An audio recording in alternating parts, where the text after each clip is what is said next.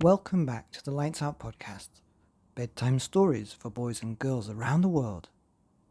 Good evening, boys and girls. Are you ready for bed? Are you all snuggled up and ready for the Lights Out bedtime story?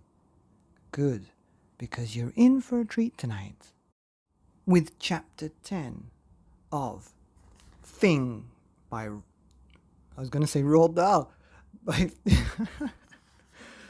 Fing by David Williams. And this chapter 10 is called Aghastliest. I think, began Myrtle, her tongue tracing the plate for any uneaten crumbs. Having a Fing as a pet would be a big fat disaster. Mr. and Mrs. Meek let out a humongous sigh of relief. Oof! Their lives have been spared. Oh, we couldn't agree more, exclaimed Mother. Father beamed. You took the words right out of our mouths. The creature would destroy everything, Myrtle continued. Oh, you are so right.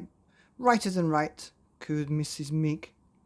What a clever girl you are, agreed Mr. Meek. The car, the house, everything. You might even kill all of us. Oh, excellent point, agreed Father. Yes, best not die if you can possibly avoid it, echoed Mother. Who on earth would want a Fing as a pet? Ha ha! Myrtle laughed. Her parents joined in. Ho ho ho! Hee hee hee! Even the Monsterpedia seemed to wobble around, chuckling silently to itself. Me! Replied Myrtle. The laughter died instantly. Mr. and Mrs. Meek couldn't believe their ears. The book stopped dead still. I want a Fing as a pet. But, began Mother. No buts, shouted the girl, and she bashed her parents' heads together for emphasis. Clonk. Oh, ouch! I said I want a Fing and I want it now. Mr. and Mrs. Meek looked at each other, aghast. Both were so aghast it was impossible to tell who was the most aghast, or, to give it an improper word, the Aghastliest. You can decide for yourself by studying these two Aghastliest pictures. Oh. For goodness sake, don't take too long deciding.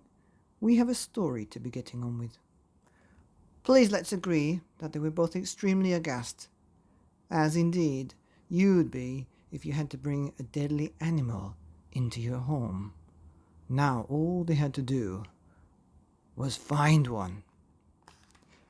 The end of chapter 10, Aghastliest, in the book Fing by David Williams, here on the Lights Out podcast. Bedtime stories for boys and girls around the world.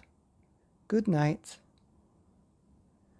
And if you've been listening this far to the show, you'll know that we are creeping ever so close to the big 500th episode.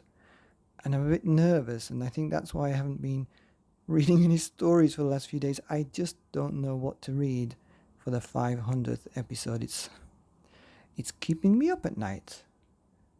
But anyway, I will come to a decision, because I don't really just want to read another chapter of Fing. I want to make it a special occasion. So if you have any ideas, do let me know. Anyway, I'll let you get off to sleep. Good night.